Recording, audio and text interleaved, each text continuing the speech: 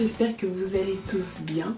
Alors aujourd'hui, on ne va pas avoir école du dimanche à l'église comme d'habitude, mais tenez-vous bien parce qu'on vous a préparé un petit quelque chose. Alors ouvrez bien les oreilles et les yeux. Le Seigneur Jésus nous aime et il veut que l'on vive avec lui pour toujours. C'est pour ça qu'il nous a donné le plan du salut. Le plan du salut, c'est 5 étapes que l'on doit faire pour pouvoir vivre avec le Seigneur Jésus pour toujours. Et aujourd'hui, on va voir la première de ces étapes, la foi. La foi, c'est croire même quand on ne voit pas. D'accord, est-ce que je peux croire en ce que je veux? Est-ce que je peux décider de croire en ça ou en ça? Est-ce que c'est ça qui va me permettre de voir le Seigneur Jésus et de vivre avec lui pour toujours? Ah ça, non. Et regardez pourquoi. Imaginons que ça, c'est ma foi. Si maintenant, je décide de croire en ce que moi je veux. Par exemple, que les éléphants volent. Je crois que les éléphants volent. Si je mets ma foi là-dedans, est-ce que vous pensez qu'il va se passer quelque chose? On va voir.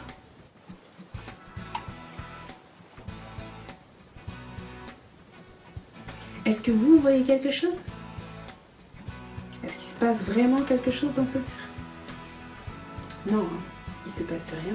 Si maintenant, je crois que Jésus est Dieu, si je mets ma foi là-dedans, est-ce qu'il va se passer quelque chose cette fois-ci? Regardons.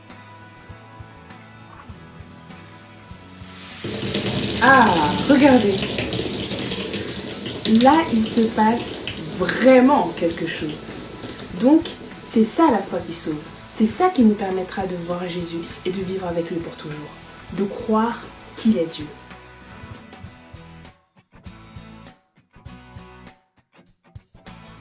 Aujourd'hui, on va prier pour nous-mêmes.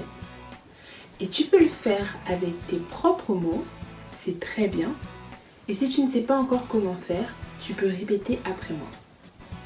Donc on va lever les mains.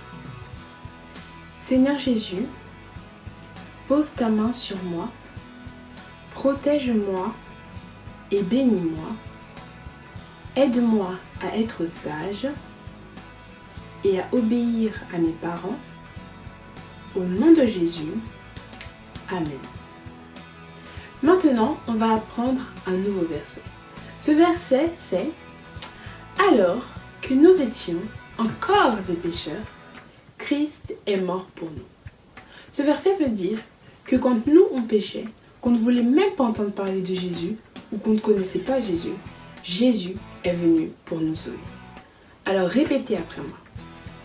Alors que nous étions encore des pécheurs, Christ est mort pour nous. Romains 5, 8.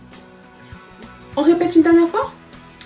Alors que nous étions encore des pécheurs, Christ est mort pour nous. Romains 5, 8.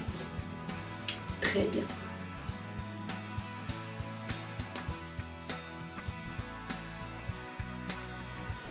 Jésus nous aime. Il m'aime, il t'aime et il aime tous les hommes et toutes les femmes de la planète. Il nous aime tellement qu'il veut le meilleur pour nous. Le meilleur pour nous, c'est que nous puissions vivre avec lui pour toujours.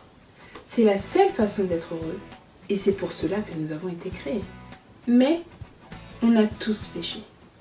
On a fait des choses que Jésus n'aime pas du tout. Le péché nous rend sales. Il nous salit. Il nous rend très très sales. Et il nous sépare de Jésus. Et vous savez les enfants, que quand on fait quelque chose de pas bien ou une bêtise, on doit être puni pour cette bêtise. Et c'est pareil avec le péché. On méritait tous d'être punis à cause de notre péché, mais punis d'une très très très grande punition. Parce que le péché, c'est grave. Mais Jésus nous aime si fort qu'il n'a pas voulu qu'on souffre de cette punition. Alors, il est venu sur la terre et a été puni pour chacun de nous. Comprenez les enfants, que Jésus n'avait rien fait. Il ne méritait pas cette punition. Mais parce qu'il nous aime, il est mort sur la croix à notre place et nous a sauvés de cette punition. Jésus nous a lavés de nos péchés de tous nos péchés. Et maintenant, nous ne sommes plus séparés de lui. Après sa mort à la croix, on enveloppa Jésus dans des grandes bandes blanches et on le mit dans un tombeau. Parce que c'est ce qu'on faisait avant quand quelqu'un mourait. On l'enveloppait dans des bandes blanches, on le mettait dans un tombeau, puis on roulait une grosse pierre juste devant l'entrée du tombeau. Mais l'histoire ne s'arrête pas là, parce qu'au troisième jour, la pierre qui avait été roulée devant le tombeau de Jésus n'était plus là. Et quand on rentrait dans le tombeau, on voyait que les bandes qui avaient servi à envelopper le corps de Jésus étaient partout par terre. Certaines même étaient gentiment pliées. Mais Jésus n'était plus dans le tombeau. Parce que Jésus est revenu à la vie. Jésus, notre Sauveur, est vivant. Et c'est ça que l'on fête aujourd'hui les enfants. La Pâque, que Jésus est revenu à la vie. Vous pouvez maintenant, avec vos propres mots ou avec moi, prier pour remercier le Seigneur Jésus parce qu'il est notre Sauveur. Seigneur Jésus, je t'aime et je te remercie pour ton amour pour moi. Merci parce que tu as donné ta vie pour moi. Amen. J'espère qu'on pourra se revoir très vite et je vous fais plein de bisous.